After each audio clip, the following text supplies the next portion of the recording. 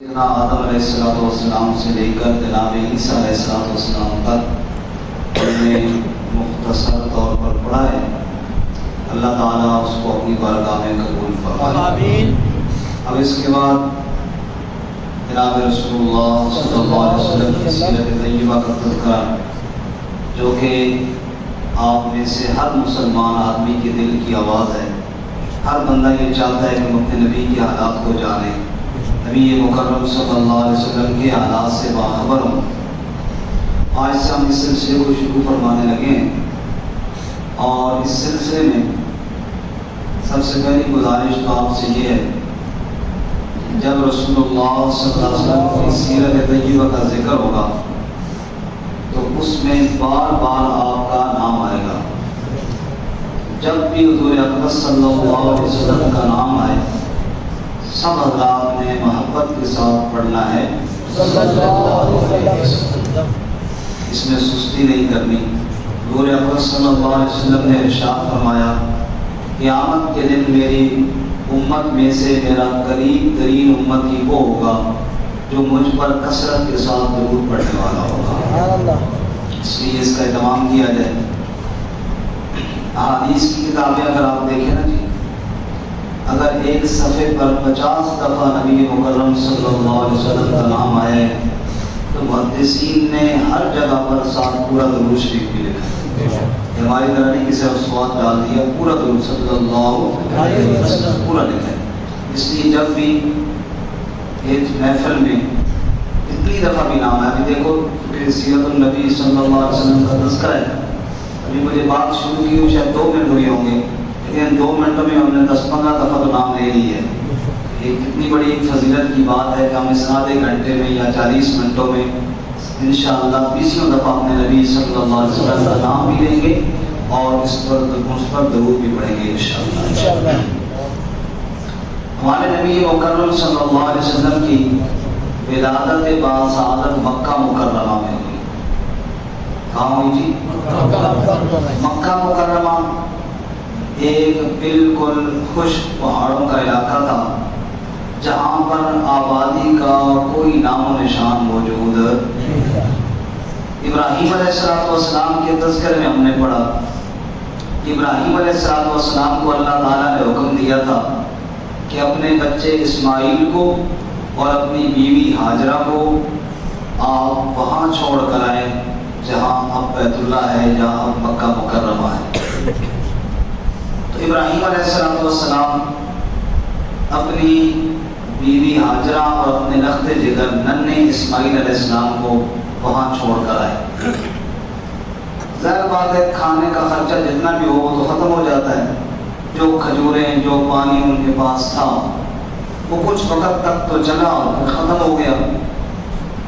اب اماں جی ہاجرہ علیہ السلام پریشان ہوئی، معصوم بچہ ہے ننھا اسماعیل علیہ السلام، وہ پیاس سے تڑپ رہا ہے اور آبادی کا نام و نشان کوئی نہیں ہے، بندہ بندے کی ذات کوئی نہیں ہے، کسی سے پانی کا گھونٹ بندہ مانگ لے، بچہ ہے اور وہ تڑپ رہا ہے پیاس سے۔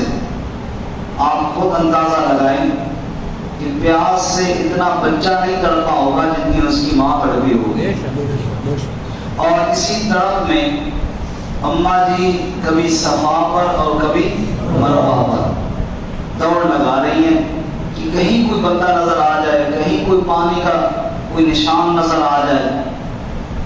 صفا سے بھاگتے ہوئی مروہ کی طرف جاتی ہیں، مروہ سے بھاگتے ہوئی صفا کی جانب آتی ہیں۔ یوں اسی بھاگم بھاگ میں 7 چکر اماں جی کے لگے، آج بھی ان 7 چکروں کی یادیں تازہ ہو رہی ہیں۔ اس کے بعد اللہ تعالیٰ نے کرم فرمایا، اور جہاں پر حضرت اسماعیل علیہ السلام ایڑیاں رگڑ رہے تھے نا، وہیں پر اللہ نے جبرائیل علیہ السلام کو بھیجا اور انہوں نے پر مارا تو اللہ تعالیٰ نے پانی کا چشمہ جاری فرمایا۔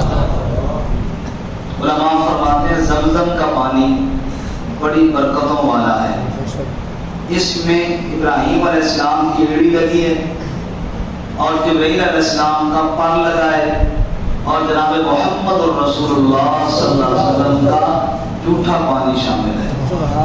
حضور اقدس صلی اللہ علیہ وسلم نے زمزم پیا تو صحابہ کرام لپکے کہ تاکہ حضور کا بچا ہوا ہم پئیں. صحابہ کرام کی عجیب قسمت تھی. حضور کے بچے ہوئے پانی پیا کرتے تھے, حضور کے پیچھے نمازیں پڑھا کرتے تھے, حضور اقدس صلی اللہ علیہ وسلم کی محفلوں میں بیٹھا کرتے تھے. تو ہر صحابی کی خواہش تھا کہ یہ پانی مجھے مل جائے. نبی مکرم صلی اللہ علیہ وسلم نے سوچا کہ آج ان کو تو پانی مل جائے گا, جو قیامت تک میرے امتی بعد میں آئیں گے ان کا بھی تو دل کرے گا کہ ہم بھی اپنے نبی کا بچا ہوا پانی پئیں. تو آپ صلی اللہ علیہ وسلم نے وہ بچا ہوا گلاس یا پیالہ زمزم کی کنویں میں ڈال دیا اور قیامت تک آنے والے پیتے رہیں گے. تو یہ 3 نسبتیں اس کے اندر شامل ہو گئی ہیں. بات ہے حضور نے ارشاد فرمایا, اللہ رحم فرمائے ام اسماعیل پر. انہوں نے اس چشمے کے گرد پتھروں کی منڈیر لگائی اور کہا کہ زمزم رک جا, تھم جا. اگر وہ یہ نہ فرماتی تو حضور فرماتے ساری دنیا میں یہ پانی پانی ہو جاتا, پوری دنیا میں پھیل جاتا. بہرکیف اللہ تعالیٰ نے پانی کا انتظام فرما دیا. اب وہ زمزم کے اندر یہ خاصیت ہے کہ اگر آپ کو کھانا نہ بھی ملے, زمزم ملتا رہے, تو اللہ تعالیٰ اسی پانی کے ذریعے وہ کھانے کی ضرورت بھی پوری فرما دیتے ہیں.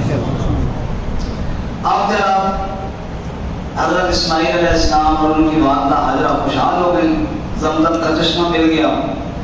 لیکن انسان ہے کہ تنہائی میں وحشت ہوتی ہے اس کو. کچھ پہاڑوں کے پتھر ہیں, پتھر کے پہاڑ ہیں اور کوئی آبادی کوئی نہیں. اور ادھر ابراہیم علیہ السلام نے دعا بھی مانگی تھی, فَجْعَلْ أَفْئِدَةً مِّنَ النَّاسِ تَهْوِي إِلَيْهِمْ, اے اللہ باقی لوگوں کے دل اس طرف پھیر دے. ادھر ان کی یہ دعا بھی تھی. ادھر اماں جی حاجرہ بھی چاہتی تھی کہ کچھ لوگ یہاں پہ اور بھی آ جائیں تاکہ آبادی ہو جائے. اللہ کی قدرت ایک جرہم قبیلہ تھا, وہ وہاں سے گزرے. اب پانی کی تلاش میں تھے کیونکہ وہاں تو خشک پہاڑ ہے, پانی کا قطرہ کوئی نہیں. جانور بھی ان کے ساتھ تھے, خود بھی پینے کے لیے ان کو پانی چاہیے تھا. انہوں نے ایک پرندہ دیکھا جو زمزم والے چشمے کی طرف جا رہا تھا. تو انہوں اندازہ ہوا کہ پرندہ جو ادھر جا رہا ہے تو یقیناً ادھر پانی ہوگا. وہ پانی کی تلاش میں زمزم کے پاس آ گئے. قبیلہ جرہم کے لوگ عربی لوگ تھے, وہ یہاں آ کر پہنچے. اماں جی حاجرہ علیہ السلام سے ملے. انہوں نے کہا کہ یہاں تو بڑا زبردست پانی کا چشمہ موجود ہے, ہم تو ترس رہے پانی کو. اگر آپ اجازت دیں تو ہم یہاں کچھ دیر ٹھہر جائیں کہ پانی بھی موجود ہے اور وافر مقدار میں موجود ہے, جانور بھی پئیں گے, ہم بھی پئیں گے. تو اماں جی تو پہلے سے چاہتی تھی کہ کوئی لوگ آئیں یہاں پر آباد ہوں. انہوں نے فرمایا بالکل خوشی کے ساتھ رہو. ایک بات یہ ہمارے اور آپ کے درمیان طے ہو جائے کہ پانی پر جو اختیار اور کنٹرول ہوگا وہ ہمارا ہوگا. انہوں نے کہا کہ ٹھیک ہے, ہمیں استعمال کے لیے مل جائے گا اور کیا چاہیے. چنانچہ وہ جرہم قبیلہ وہاں پر آباد ہو گیا. پانی پر قبضہ اسماعیل علیہ السلام اور ان کی والدہ حضرت حاجرہ علیہ السلام کا تھا, اور جو قبیلہ آباد ہو گیا اس کا نام تھا جرہم قبیلہ. وہیں پر رہنے لگے. انہی سے اسماعیل علیہ السلام نے عربی سیکھی. اللہ تعالیٰ کا نظام تھا نا, اللہ نے اپنے آخری نبی کو یہاں پیدا کرنا تھا. کیسے اللہ تعالیٰ نے اسماعیل علیہ السلام کو یہاں پر پہنچایا, پھر کیسے عربی خاندان کو وہاں پر پہنچایا, اور کس طرح عربی ان نے سیکھی اسماعیل علیہ السلام نے. جب اسماعیل علیہ السلام پڑے ہوئے تو اسی خاندان جرہم میں سے, جرہم قبیلے سے حضرت کی شادی بھی ہو گئی. اس شادی کے 2 واقعات بھی حدیث میں آتے ہیں. ابراہیم علیہ السلام کبھی کبھی اپنے بیٹے کو ملنے کے لیے آتے تھے. ایک دفعہ آئے تو گھر میں اسماعیل علیہ السلام موجود نہیں تھے. حضرت ابراہیم علیہ السلام کی بہو یعنی اسماعیل علیہ السلام کی بیوی موجود تھی. انہوں نے پوچھا کہ اسماعیل کہاں ہیں. انہوں نے بتایا کہ شکار کے لیے گئے ہیں. پوچھا بیٹا گھر کے حالات کیسے ہیں. انہوں نے کہا کہ بڑے حالات خراب ہیں, کھان پینے سے لگتے ہی کچھ نہیں, بڑی پریشانی ہے, بھوک تو مر گئے, شکوے کی جیسے آج کل ہم کرتے ہیں. اللہ کا نبی ہو اور یہ شکوہ سنے اور پھر اسے پسند نہیں آتا. ابراہیم علیہ السلام کو شاید اللہ تعالیٰ نے وہاں زیادہ ٹھہرنے کی اجازت نہیں دی ہوگی، چنانچہ وہ واپس ہو گئے اور کہنے لگے اچھا جب اسماعیل واپس آئے نا اس کو میرا بتانا کہ بابا جی آئے تھے، سلام کہہ رہے تھے اور وہ کہہ رہے تھے جو تیرے مکان کی دروازے کی چوکھٹ ہے نا اس کو تبدیل کر دے۔ اسماعیل علیہ السلام واپس آئے، اہلیہ نے بتایا کہ شام کے علاقے سے ایک بابا جی آئے تھے، یہ ہو گیا تھا اور وہ کہہ رہے تھے چوکھٹ تبدیل کر دینا۔ وہ تو میرے والد تھے ابراہیم علیہ السلام، اللہ کے نبی تھے، خلیل اللہ تھے۔ اچھا اور چوکھٹ سے مراد تو ہے، کیا کہا تھا تو نے؟ تب میں نے تو کہا تھا کہ حالات بڑے خراب ہے۔ فرمایا یہی بات تو اللہ کے خلیل کو کہاں پسند آتی ہے کہ بندہ اللہ کا شکوہ کرے، یا پھر میں اپنے والد اللہ کے خلیل کے حکم کی تعمیل میں تجھے طلاق دے رہا ہوں۔ پھر اسی قبیلے سے ایک اور عورت کے ساتھ شادی کر لی، جس میں آتا پھر ابراہیم علیہ السلام آ گئے۔ اب یہ دوسری بہو ہے۔ اتفاق کی بات کہ اس دن اسماعیل علیہ السلام گھر میں نہیں تھے۔ پوچھا کیسا نظام چل رہا ہے؟ اس نے کہا کہ اللہ کا بڑا شکر ہے، یہ دیکھو زمزم پہ ہمارا قبضہ ہے، سارے قبیلے والے یہ پانی جب لینے آتے ہیں تو ہم سے پوچھتے ہیں، ہمارے اوپر تو اللہ کا بڑا خاص فضل ہے۔ اور اسماعیل علیہ السلام جاتے ہیں، شکار کر کے لے آتے ہیں، مزے سے کھاتے ہیں، اللہ کا شکر ادا کرتے ہیں۔ اور میں اچھا اسماعیل جب واپس آئے تو میرا سلام کہنا اور بتانا کہ بابا جی آئے تھے شام کے علاقے سے اور کہہ رہے تھے دروازے کی چوکھٹ پکی رکھنا ہے، مضبوط کر لیں۔ انہوں نے آ کے پیغام دیا کہ وہ تو میرے بابا تھے اللہ کے نبی، اور چوکھٹ سے مراد تو ہے، کیا کہا تھا تو نے؟ تب میں نے اللہ کا شکر ادا کیا اور میں نے کہا کہ بڑا اچھا نظام چل رہا ہے۔ اسی ادا کو انہوں نے پسند فرمایا اور گویا کہ مجھے تاکید کر گئے کہ اس بیوی کو اپنے گھر کے اندر رکھ، یہ نبی کے گھر میں رہنے کے قابل ہے۔ خیر اسماعیل علیہ السلام بڑے ہو گئے، اللہ نے حکم دیا جاؤ ابراہیم باپ بیٹا مل کر میرا گھر تعمیر کرو۔ وَإِذْ يَرْفَعُ إِبْرَاهِيمُ الْقَوَاعِدَ مِنَ الْبَيْتِ وَإِسْمَاعِيلُ، باپ بیٹا مل کر اللہ کا گھر تعمیر فرمانے لگ گئے۔ ایک مستری بن گیا، دوسرا مزدور بن گیا، پتھر اٹھا اٹھا کے لا رہے ہیں، اللہ کے گھر کی تعمیر فرما رہے ہیں اور دعا مانگے ربنا تقبل منا انک انت السمیع العلیم، اے ہمارے رب اس محنت کو تو قبول فرما، بے شک تو ہی دعاؤں کا سننے والا، تو ہی سب حالات کا جاننے والا ہے۔ وہ دعا مانگ رہے ہیں، اللہ کا گھر بھی تعمیر فرمایا۔ اب اماں جی تو فوت ہو گئی، حاجرہ علیہ السلام، حضرت اسماعیل علیہ السلام وہیں رہے، اسی قبیلے کے لوگوں کو دعوت دیتے رہے، اللہ کی عبادت کی طرف بلاتے رہے۔ پھر اللہ کا گھر بن گیا تو اللہ کے گھر کی عظمت بھی بتائی۔ چنانچہ اس علاقے میں، اس قبیلے میں بیت اللہ کی عظمت لوگوں کے دلوں میں بیٹھ گئی۔ اللہ کی قدرت، اسماعیل علیہ السلام کا جب وقت پورا ہوا تو وہ بھی دنیا سے چلے گئے۔ اب وہ اسماعیل علیہ السلام کی اولاد بنو اسماعیل، وہ جرہم قبیلے والے، یہ لوگ اللہ کی عبادت بھی کرتے اور بیت اللہ سے محبت بھی کرتے، بڑی محبت تھی ان کے دلوں میں۔ لیکن جب اللہ کی طرف سے اللہ کا نبی رہنمائی کرنے والا نہ ہونا، پھر بعض محبت میں غلطیاں بھی ہو جاتی ہیں۔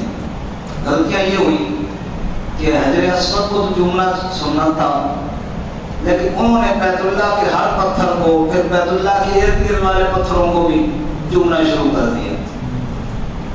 یہ اندازہ کریں کہ شرک کیسے پھیلتا ہے، محبت سے۔ محبت جب بڑھنا شروع ہوتی ہے نا تو پھر وہ شرک کا روپ دھار لیتی ہے۔ ابتدا یہی تھی کہ اللہ کے گھر سے محبت اور اللہ تعالیٰ کے گھر سے محبت تو ثواب کا کام تھا، لیکن انہوں نے ارد گرد کے پتھروں کو بھی چومنا شروع کر دیا۔ جیسے اب بھی ہمارے پاس ساتھی جاتے ہیں، وہ مقام ابراہیم کے اوپر جو شیشہ سے لگا ہے اس شیشے کو بھی چوم رہے ہوتے ہیں۔ مقام ابراہیم کو بھی الگ ہی چومنا جائز نہیں، اس اوپر شیشے کو بھی چوم رہے ہوتے ہیں۔ وہ مسجد حرام کی دیواروں کو چوم رہے ہوتے ہیں، قالینوں کو اٹھا اٹھا کے نیچے سیدھا انگلی لا کے چڑھتا. یہ ساری چیزیں غلط ہیں. یہ ساری چیزیں کیا ہے؟ اور یہیں سے شرک یہاں سے ہی پھیلتا ہے. بات جب پڑھنا شروع ہو جاتی ہے پھر پڑھتے پڑھتے کہاں سے کہاں پہنچ جاتی ہے.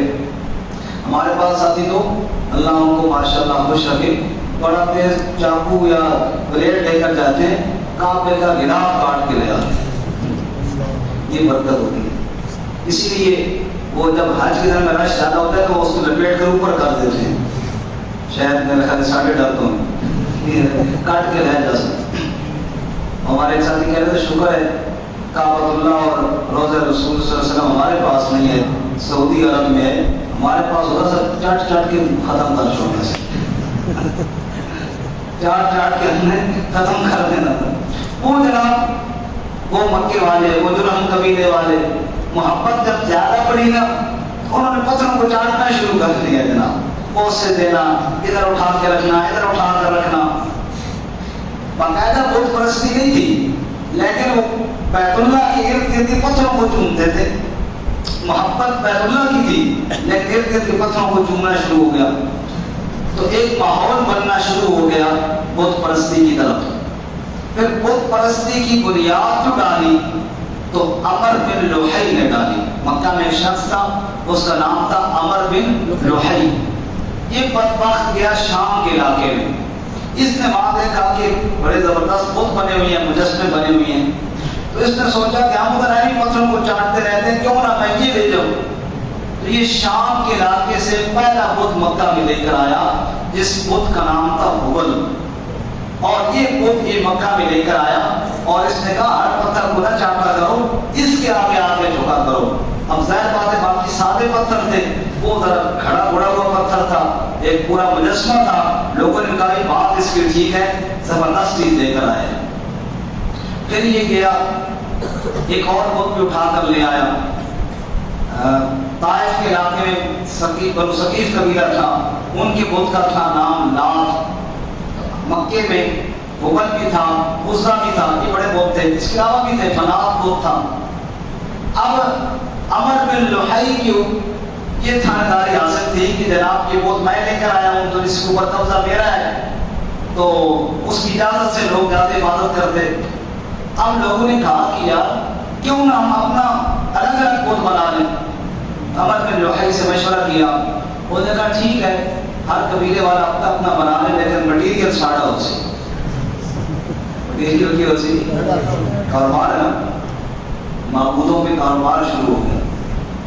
ہمارے پکھر کے علاقے میں ایک بزرگ فوت ہوئی ہے تو اس کی قبر پہ ان کے 2 بیٹوں نے جھگڑا ڈال دیا. ایک آ کہ میں اپنی زمین دفن کرنا ہمارے ساتھ, دوسرا کہ میں دفن کرنا, کیونکہ آگے کاروبار چلنا تھا. اب جناب بیٹوں میں سخت لڑائی ہوئی. قبر کس نے بھی قبر کھود دی اپنی زمین میں, اس نے بھی قبر کھود رکھی اپنی زمین میں. میت اٹھانا دے والے ساتھ. چنانچہ رولا پڑ گیا. 1-2 دن گزرے, اپنے پورا یاد نہیں کتنے دن گزرے, یا 1-2 دن تک تو دفن نہ ہوئی. پھر ایک بڑے بزرگ آئے فیصلہ کرنے کے لیے. ان کے بعد لوگ کہے کہ فیصلہ کرو. انہوں نے بڑا فٹ فیصلہ کیا. انہوں نے 2 بکرے ذبح کرو. یہ کرو جی, 2 بکرے ذبح کرو. ایک قبر میں دفن کرو, دوسری قبر میں دفن کرو, اور بابا جی مجھے دے دو. بابا جی کو لے گئے اور ان قبروں میں بکرے دفن کروا دیے. لیکن مسئلہ یہ ہوگا کہ تینوں کا کام چل گیا, ان کا بھی چل گیا, ان کا بھی چل گیا. بابا جی کو لے گیا, ان کا بھی چل گیا. تو عمر بن لوحی نے یہ کہا کہ ٹھیک ہے وہ تم بناؤ لیکن مٹیریل ہمارا ہوگا, پتھر ہم سے لینے ہیں. ان کا ٹھیک ہے. اب ہر قبیلے نے اپنے اپنے ایک بت بنا لیا, اس کی پوجا کرتے, لیکن بت قبیلے کے سردار کے پاس ہوتا. اب جناب رات کے وقت اگر کسی کی عبادت کا موڈ بن جائے تو سردار صاحب کو جگاتے بھی ڈر لگتا ہے. اب کیا کریں, تو گئے بنا سماج کے سردار کے اجازت دو ایک بت ہم گھر میں بنا لیں. انہوں نے کہا چلو جی گھر میں بنا لیں, مٹیریل ساڑا ہو سکے. ٹھیک ہے. اب گھر میں بت آ گئے جناب. اب ایک بہت بڑا جو ہے علاقے کا قبیلے کا وہ بڑیرے اور سردار کے گھر میں ہے, چھوٹا بت گھر میں بھی ہے. ہبل بڑا بت ہے جو شروع میں آیا تھا وہ مکہ میں ہے. اب کعبہ کے اندر جب عبادت کی جاتی ہے, کعبہ کی عظمت پھر بہرحال دل میں موجود تھی, تو اب بت تو گھر میں رہ گئے. تو چلو جناب ہر قبیلے والے کے چھوٹا بت بنا دے, کعبہ میں بھی رکھ دے. تو گھر کے اندر الگ رہ گئے، کعبہ میں الگ آ گئے، سردار جی کے گھر میں، وڈیرے کے گھر میں الگ پڑا تھا. یہ حبل عزا اور لات منات یہ بڑے بڑے 3-4 بت تھے، یہ مکہ کے اندر اور طائف میں یہ نسل ہو گئے. اس طرح بت پرستی مکہ کے اندر بہت زیادہ پھیل گئی. لیکن اس سب کے باوجود کعبہ کی عظمت اسی طرح دلوں میں موجود تھی، یعنی کعبہ کی عظمت میں کبھی کوئی نہیں آئی تھی. اصل میں یہ سارا چکر بنیادی طور پہ کعبہ کی محبت کے بعد ہی شروع ہوا تھا، لیکن کعبۃ اللہ کی محبت اسی طرح لوگوں کے دلوں میں موجود تھی. اب جو کعبہ کے متولی ہوتے ہیں یہ بہت بڑے اعزاز کی بات ہوتی. کعبہ کی مختلف خدمتیں تھیں، ان کو مناسب کہتے تھے. کیا کہتے تھے جی؟ یہ ذرا توجہ سے سنیں گے تو بات سامنے آئے گی. آپ تو نہیں کیا بدلا جی؟ جو دور سے ہیں وہ تو نہیں کہتے، ہمارے محلے والے تھے تھکے کے نیند آئی. مناسب ذمہ داریوں کو کہتے، ایک ذمہ داری کو منصب کہتے. اب ان میں ایک منصب یہ سقایا کا، یہ پانی پلانا جی، حاجیوں کو پانی وغیرہ پلانا، زمزم پلانا، یہ ایک بہت بڑا منصب تھا. اسی طرح بیت اللہ کی چابی کا منصب تھا، ان کو حاجیوں کو کھانا کھلانے کا منصب تھا. اگر کوئی آدمی بیت اللہ کے اندر جا کر نماز پڑھنا ہے تو وہ کس سے اجازت دے. یہ چند مناسب تھے. ان میں پھر قواعد میں لڑائی بھی ہوتی، ہر کوئی کہتا یار یہ منصب میرے پاس آنا چاہیے. اصل میں تو یہ منصب حق تھا بنو اسماعیل کا، یہ اسماعیل علیہ السلام کی اولاد کا، لیکن ان سے پھر لے لیا قبیلہ جرہم والوں نے. جرہم والوں کو قبیلہ جو وہاں آباد ہوا تو میں نے پہلے عرض کر دیا. پھر مختلف قبائل کوشش کرتے تھے کہ یہ منصب ہمارے پاس آ جائے. کبھی عمالقہ نے لیا، کبھی بنو خزاعہ نے لیا، مختلف قبائل میں پھرتا رہا. اور غرض ہے کہ بنو اسماعیل سے یہ بیت اللہ کی تولیت والا، متولی ہونے والا عہدہ چھن گیا. لیکن رسول اللہ صلی اللہ علیہ وسلم کی ولادت سے کچھ عرصہ پہلے ایک شخص ہیں قصی بن کلاب، کیا نام ہے جی؟ قصی بن کلاب، رسول اللہ کے بڑوں میں سے ہیں. انہوں نے بنو خزاعہ سے دوبارہ یہ عہدہ لے لیا اور رسول اللہ صلی اللہ علیہ وسلم کی آمد سے پہلے صدیوں بعد یہ بیت اللہ کی خدمت کی ذمہ داری پھر بنو اسماعیل کے پاس لوٹ آئی. بات سمجھ میں آ رہی ہے؟ ابھی نبی پاک آئے نہیں ہیں، لیکن آپ کی آمد سے پہلے وہ شرف مکہ کا اور بیت اللہ کی خدمت کا اعزاز حضور کے خاندان کے پاس آ گیا. اس کو شاعر نے یوں بیان کیا، کم ابن قد علا بابن له شرفا کما علا برسول اللہ عدنان ومن یکن برسول اللہ نسبته تحفظه الاسود وتهدی صوبان. اور لوگوں کئی بچے پیدا ہوتے ہیں، ماں باپ کا نام بھی برباد کر دیتے ہیں، اور تمہیں ایک بچہ دکھائیں جس کو کہتے ہیں محمد الرسول اللہ صلی اللہ علیہ وسلم. ابھی وہ پیدا بھی نہیں ہوا، کئی صدیوں بعد پیدا ہونا تھا. اللہ نے اس کی پیدائش سے پہلے ہی اس خاندان کو شرف اور عزت عطا فرمایا.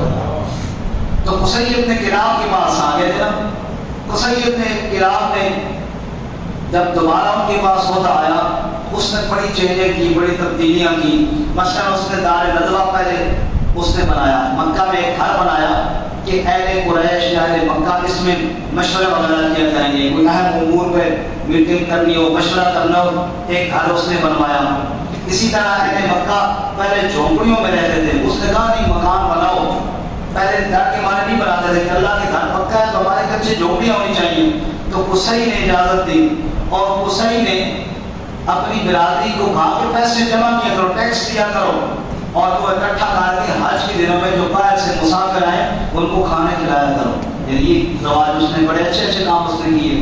جب قصی کے خلاف فوت ہوا، اس کے 2 بیٹے تھے، عبدالدار اور عبد مناف. تو یہ ظاہر بات ہے بیت اللہ کی خدمت ان کی ذمہ آئی، لیکن ان کے بیٹوں نے بعد میں آپس میں تقسیم کر دیا. چلو بھائی چابی تو لے لے، پانی کی ذمہ داری ہماری ہو گئی، کھانے کی ذمہ داری تو ہو گئی. اس طرح کام تقسیم کر کے آپس میں تاکہ اتفاق سے رہیں.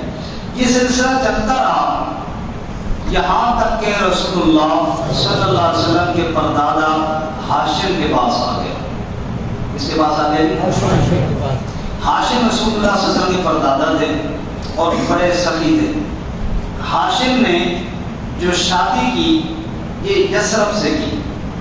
یثرب کا نام اب کیا ہے؟ مدینہ منورہ. اس وقت نام یثرب تھا. یثرب کی لڑکی سلمہ سے ہاشم نے شادی کر لی. اب اللہ تعالیٰ کی قدرت دیکھیے, کہاں سے حضرت اسماعیل علیہ السلام کو اٹھایا, مکہ پہنچایا. پھر نبی پاک کی ولادت سے پہلے پھر کس طرح بنو اسماعیل کو سرداریاں عطا فرمائی, اور پھر ہاشم کی شادی یثرب سے کرائی جانا تھا. حضور نے ہجرت کر کے جانا تھا. یہ اللہ تعالیٰ کا نظام ہے. دوست سبحان اللہ. تو آپ نے شادی وہاں سے کی, یثرب سے کی. ابھی اولاد ہوئی نہیں تھی, امید سے تین کہہ دیا. تو انہوں نے اپنی بیوی کو اپنے میکے چھوڑا اور خود تجارت کے سفر پر روانہ ہو گئے. لیکن اللہ کا کرنا یوں ہوا کہ ہاشم اسی سفر میں وفات پا گئے, اور ان کی بیوی سلمہ یثرب میں رہ گئی. یعنی واپس نہیں, کچھ اور فوت ہو گئے, اب میں نے مکہ واپس کیا آنا ہے, ادھر اپنے ماں باپ کے علاقے میں یثرب میں رہنے لگی. اب ہاشم کے دوسرے بھائی تھے جن کا نام تھا مطلب. کیا نام تھا جی؟ مطلب. ان کو خیال ہوا تقریباً 5-6 سال بعد کہ میرا بھائی تو سفر میں فوت ہو گیا, میری بھابھی امید سے تھی, میں جا کے پتہ کروں, کیا پتہ اللہ نے کوئی مجھے بھتیجا دیا ہو. تو میں نے پتہ کرنا چاہیے, میں چچا ہوں اس کا. چنانچہ مطلب مکہ مکرمہ سے سفر کر کے یثرب پہنچے, سلمہ سے ملے. تو ماشاءاللہ اس کا بیٹا پیدا ہوا تھا, اور جو تقریباً 6 سال کا بڑا بچہ تھا, اور کھیل کود رہا تھا, اور نام اس کا شیبہ تھا. کیا نام تھا جی؟ شیبہ. پوچھا کہ میرا بھتیجا کا یہ جو بھاگ رہا ہے لڑکا, یہ آپ کا بھتیجا ہے, ہاشم کا بیٹا ہے. اب مطلب نے کہا یہ میرا بھتیجا ہے اور میرے مرحوم بھائی کی نشانی ہے, میں تو اس کو مکہ ساتھ لے جاؤں گا. سلمہ نے کہا یہ میرا اکلوتا بیٹا ہے اور میرا اس کے ساتھ دل لگا ہوا ہے, میں کیسے اس کو جانے دوں. خیر انہوں نے کافی اصرار کیا. آخر انہوں نے بھی سوچا کہ ٹھیک ہے, چچا جان جو ہے ہیں بھی مکے کے سردار, کعبہ کی متولی بھی ہیں, بڑی اللہ نے عزتیں دی ہیں, تو چلو میرا بیٹا بھی چچا کے پاس ہی جا رہا ہے نا, میں نہ روکوں, چلا جائے اور ایک سرداریاں اللہ اس کو یہ شاید عطا فرما دے. تو ان کی والدہ نے اجازت دے دی, اور مطلب اپنے بھائی ہاشم کے بیٹے شیبہ کو اپنے ساتھ اونٹ پر بٹھا کر یثرب سے مکہ مکرمہ لے آئے. کہاں لے آئے جی؟ مکہ مکرمہ. اب مطلب جو سفر پہ گئے ہوئے تھے نا, اس وقت لوگ سفر پہ جاتے تھے تو کوئی غلام خرید کر لاتے تھے. اب جب مطلب مکہ میں داخل ہوئے, ایک لڑکا ساتھ بیٹھا ہوا تھا, تو لوگوں نے سمجھا کہ کوئی غلام خرید کر لے آئے. تو لوگوں نے کہنا شروع کیا عبد المطلب. کیا کہا؟ عبد المطلب. یہی رسول اللہ صلی اللہ علیہ وسلم کے دادا تھے. نام ان کا شیبہ تھا. نام کیا تھا؟ نام عبد المطلب نہیں تھا. اور لوگوں نے یہ سمجھا کہ مطلب کوئی غلام خرید کے لا رہے ہیں, اس وجہ سے لوگوں نے کیا کہا عبد المطلب. تو مطلب نے بتایا کہ نہیں نہیں, یہ میرا عبد نہیں ہے, غلام نہیں ہے, یہ تو میرا بھتیجا ہے. لیکن چونکہ ایک آواز اٹھ گئی تھی عبد المطلب, تو نام مشہور ہوگا ان کا عبد المطلب. اگرچہ نام ان کا شیبہ تھا لیکن وہ مشہور نہ ہوا, اور مشہور کیا ہوا ہے جی؟ عبد المطلب. اور یہی ہمارے نبی صلی اللہ علیہ وسلم کے دادا جان, یہی ہمارے نبی صلی اللہ علیہ وسلم کیا تھے؟ دادا جان. جب مطلب فوت ہوئی ہے تو یہ عبد المطلب جو شیبہ تھے, مطلب کے بھتیجا, یہ جناب سردار بن گئے. بس ان کا تذکرہ پڑھ کے چھٹی کریں گے. اب تو نہیں کیا بدل, اب تو گئے لیکن چلو ہے. نبی پاک صلی اللہ علیہ وسلم کے بعد گئے کا ذکر انشاءاللہ آگے درس انشاءاللہ. عبد المطلب کا تذکرہ پڑھ لیں, اجازت ہو تو پڑھ لیں, اگر نہ ہو تو کرنا پڑے. بندے پوچھے نا, مولوی صاحب پوچھا بندے تو بھائی فلانے نے دی دونوں قبول ہے, ساری کس طرح تو نہیں مرضی تسی آنا تو قبول کر لینا, تسی عمل نہیں کرنا, اور جس طرح تو نہیں مرضی. عبد المطلب کا تھوڑا تذکرہ پڑھ لیں, اس کے بعد پھر بات ختم کرتے ہیں. یہ جو عبد المطلب تھے یہ سردار بن گئے, اور مکہ کی سرداری بھی مل گئی, بیت اللہ کی متولی تولیت بھی کو مل گئی. ایک بات, جو زمزم کا کنواں تھا نا, وہ اس بیچ کے عرصے بند ہو گیا تھا. بند کیسے ہوا تھا کہ قبیلہ جرہم سے جب سرداری اور مکے کی خدمت چھینی گئی تھی نا بیت اللہ کی، انہوں نے رات کے کسی خفیہ وقت میں بیت اللہ کے اندر کچھ سونا وغیرہ یا قیمتی جو بھی چیزیں تھیں وہ زمزم کی کنویں میں رکھی، اوپر سے پتھر اور مٹی ڈال کے اس کو بند کر دیا. بھائی اسی نہیں دے تسی بھی نہیں، نہ کھیڑا نہ کھیڑ ساتھ نہ کھیڑنا دے ہم نہیں تو پھر تم بھی نہیں. اب زمزم کا کنواں بند ہو گیا تھا، جس کی وجہ سے اہل مکہ بڑے پریشان بھی تھے. خصوصاً حج کے ایام میں جب باہر سے لوگ آتے تو پانی کا بڑا مسئلہ بھی بن جاتا تھا. یہ ایک بڑی پریشانی تھی. جب عبد المطلب یعنی شیبہ نبی پاک کے دادا ان کے پاس سرداری آئے، ایک رات انہوں نے خواب میں دیکھا کوئی ان کو کہہ رہا ہے فلاں جگہ پہ جا کر تم کھودو نا تو زمزم مل جائے گا. ایسی وہ جگہ گم ہوئی تھی نا، مل نہیں رہی.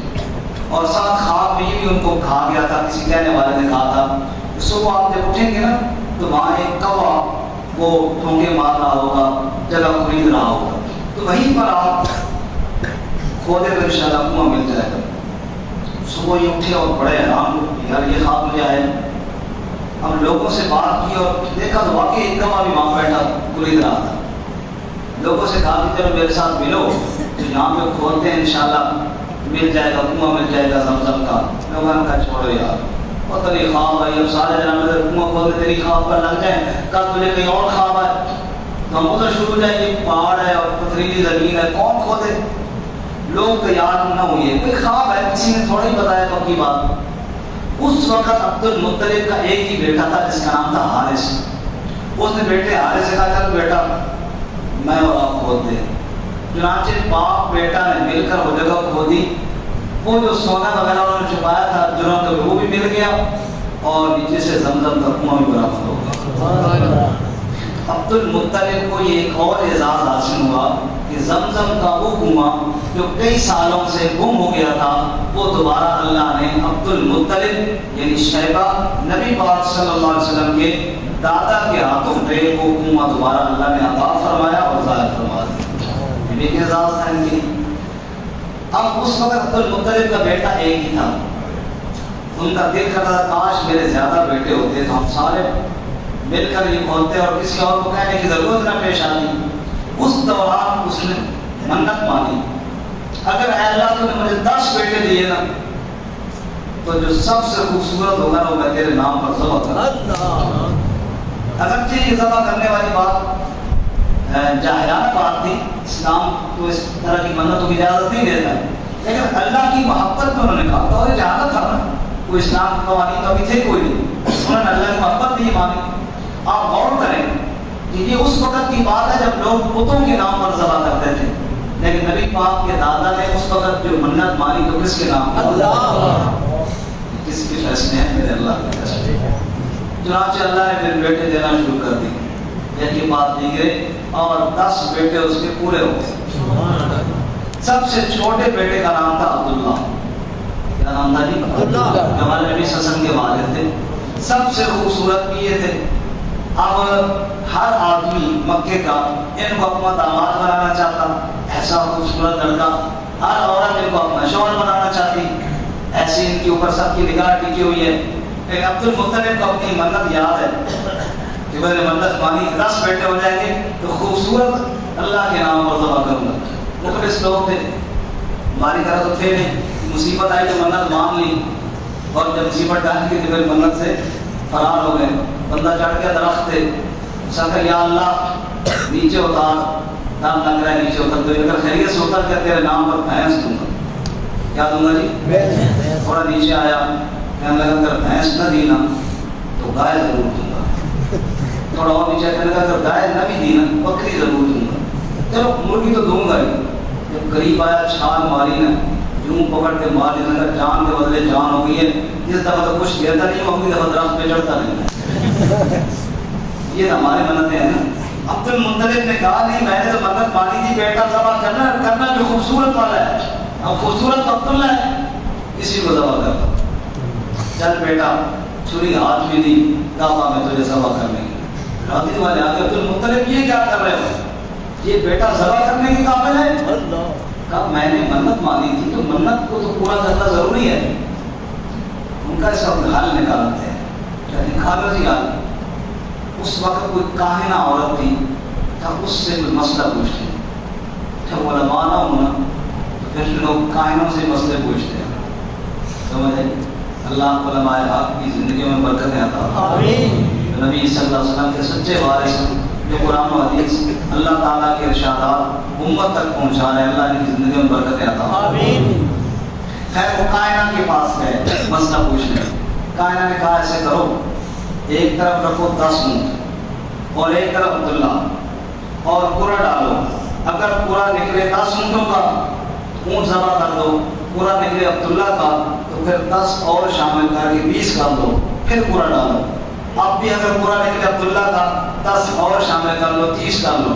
پھر بھی عبداللہ کا نکلے 40 کر لو. 10 بڑھاتے جاؤ حتیٰ کہ جہاں تک بڑھاتے چلے جاؤ جب تک کہ پورا اونٹوں کا نہیں نکلتا. اور جب پورا اونٹوں کا نکلے تو پھر اونٹ ذبح کر دیے جائے عبداللہ کے بدلے میں. چنانچہ ایسے ہوا، پورا ڈالا تو عبداللہ کا، پھر بڑھائے 20 اونٹ ہوئے، پھر عبداللہ کا، حتیٰ کہ جب 100 اونٹ ہوئے نا تو پھر پورا ڈالا تو پورا نکلا اونٹوں کا. چنانچہ عبداللہ کی جگہ پر کعبہ میں 100 اونٹ ذبح کیے گئے، اللہ کے نام پر ذبح کیے گئے. میرے نبی صلی اللہ علیہ وسلم نے فرمایا انا ابن الذبیحین، میں 2 ذبیحوں کی اولاد میں سے ہوں. ایک اسماعیل ذبیح اللہ، ایک عبداللہ ذبیح اللہ. اسماعیل کے بدلے میں دمبا آ گیا اور عبداللہ کے بدلے میں 100 اونٹ آ گئے. آخری بات، میرے رب کی کیسی تقسیم تھی. اللہ نے اپنا محبوب پیدا کرنا تھا، اللہ نے آخری نبی پیدا کرنا تھا، ساری کائنات کا مبلغ اور رسول صلی اللہ علیہ وسلم کو مبعوث فرمانا تھا. اب پیدا کہ اللہ نے اپنے خلیل یعنی ابراہیم کے اولاد میں سے کرنا تھا، لیکن وہ تو شام کے علاقے میں تھے. اللہ تعالیٰ نے کیسی ترتیب بنائی کہ اسماعیل علیہ السلام کو مکہ میں پہنچایا، کیونکہ مکہ مرکز ہے ساری دنیا کا، ساری دنیا کا مرکز ہے. تو پوری کائنات کا مرکزی نبی اللہ نے مرکز میں پیدا کیا، اور یہاں سے پھر ہدایت کے نور جو پھیلے گا ساری کائنات میں پھیل جائے گا. یہ اللہ تعالیٰ کی حکمت تھی. کیسے جرہم قبیلے کو لایا اور اسماعیل علیہ السلام کو عربی سکھائی، اور پھر قرآن مجید عربی میں نازل کیا. اور کیسے آپ صلی اللہ علیہ وسلم کی آمد سے پہلے قصی ابن کلاب اور پھر جناب عبدالدار اور عبد مناف اور پھر ہاشم اور پھر مطلب اور پھر عبد المطلب اور پھر عبداللہ، کس طرح اللہ تعالیٰ نے سرداریاں عطا فرمائی اور کس طرح بیت اللہ کی خدمت پر ان سب کو لگا دیا، اور کس طرح اللہ تعالیٰ نے ان کے دادا کے دل میں اللہ کے نام کی نظر ماننے کا وہ ارادہ ڈالا اور انہوں نے نظر مانی. اور پھر اس دور میں جب لوگ بتوں کے نام پر ذبح کرتے تھے، عبد المطلب نے 100 اونٹ اللہ کے نام پر ذبح کروائے. یہ سارے نظام میرے رب کے تھے. پھر اس خاندان سے اس مقدس جگہ میں عبداللہ کے گھر میں آمنہ کے وطن سے اللہ نے اپنے محبوب صلی اللہ علیہ وسلم کو پیدا فرمایا. انشاءاللہ اگلے درس میں ہم اس کا تذکرہ پڑھیں گے. سارے ساتھ شرکت فرمائیں گے انشاءاللہ.